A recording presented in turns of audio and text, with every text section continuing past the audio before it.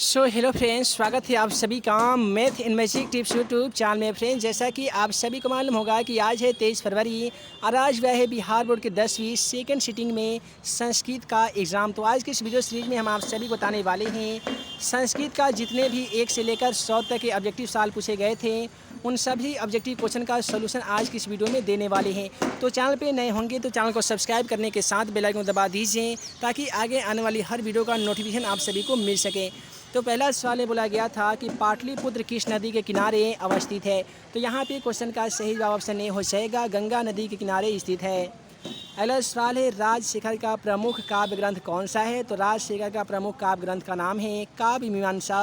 तो question number 2 का सही जवाब ऑप्शन बी होगा। उसके बाद में अगला सवाल मंगलम पाठ से लिया गया था। सवाल में पूछा गया था कि छोटा से भी छोटा और बड़ा से भी बड़ा क्या है। तो वह है आत्मा। क्वेश्चन का सही जवाब ऑप्शन सी होगा।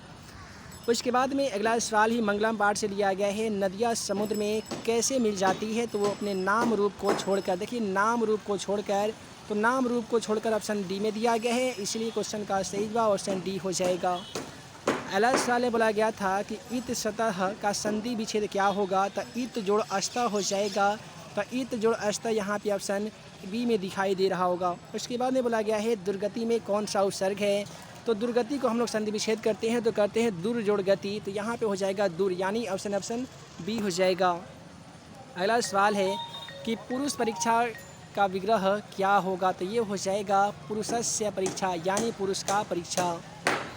इसके बाद में अगला सवाल यहाँ पे क्वेश्चन नंबर 8 को देख लीजिए। क्वेश्चन नंबर 8 में बोला गया था कि कर्तु किस शब्द का रूप है। तो ये है कर्ता का। क्वेश्चन का सही जवाब ऑप्शन बी होगा। उसके बाद में बोला गया था कि इक्षति किस धातु का रूप है। दोस्तों इच्छ का ही होता है इक्षति। तो क्वेश्चन का सही जवाब ऑप्शन बी होगा। उसके बाद में क्वेश्चन नंबर 10 से बोला गया था कि कौन क्रिया के संपादन में स्वतंत्र होता है। तो क्रिया के संपादन में स्वतंत्र होने वाला करता है। तो क्वेश्चन का सही जवाब ऑप्शन ए होगा। उसके बाद में अगला सवाल में बोला गया था मैथिली भाषा के कवि कौन है। काफ़ी सिंपल सवाल है। मैथिली भाषा के कवि जो थे वो विद्यापति हैं।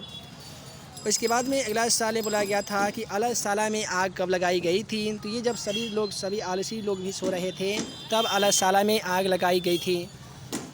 उसके बाद में अगला सवाल क्वेश्चन 13 को देख लीजिए। लौकिक संस्कृत साहित्य में लगभग कितने कवियत्रियों के पद मिलते हैं। तो इसमें लगभग 40 कवियत्रियों के पद मिलते हैं। तो क्वेश्चन का सही जवाब ऑप्शन डी हो जाएगा 40। उसके बाद में सर्व शुक्ला सरस्वती किसे कहा गया है। तो ये दंडी को कहा गया है। तो क्वेश्चन का सही जवाब ऑप्शन ए होगा।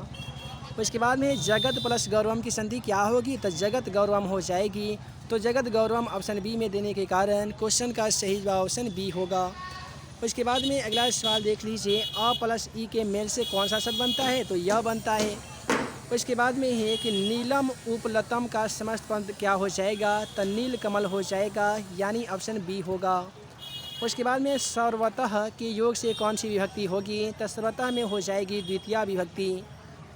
उसके बाद में सपद का मूल रूप क्या होता है। तो ये तत्व होता है, यानी क्वेश्चन का सही जवाब ऑप्शन बी होगा। उसके बाद में अगला सवाल में बोला गया था कि ज्ञा धातु के लट लकार का रूप कौन सा होता है। तो ये होता है ज्ञास्यति हो जाएगा, यानी ऑप्शन ए होगा।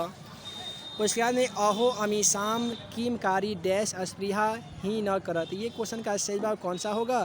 तो ये हो जाएगा विष्णु पुराण। उसके बाद में विभिन्न जाति और धर्म के लोग भारत में कैसे रहते हैं। तो ये रहते हैं एकता भाव से, यानी क्वेश्चन का सही जवाब ऑप्शन ए होगा।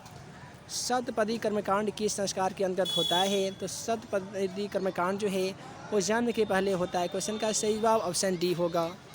उसी प्रकार से अगला सवाल में बोला गया था कि भारतीय संस्कार कितने होते हैं। जैसा कि आप सभी को मालूम होगा 16 संस्कार यानी 16 होते हैं।